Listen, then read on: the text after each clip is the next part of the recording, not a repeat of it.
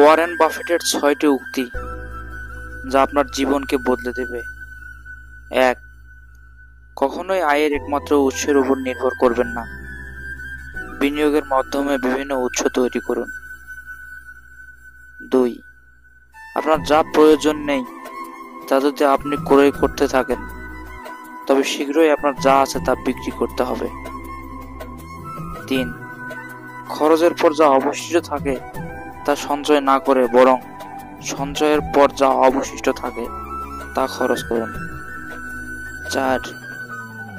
আপনার উভয় পা ডুবিয়ে দিয়ে কখনোই নদীর গভীরতা মাপবেন না, অর্থাৎ ঝুঁকি নিতে গিয়ে যদি ব্যর্থতা আসে সেটা সামাল দেওয়ার জন্য বিকল্প পথ তৈরি করে রাখুন।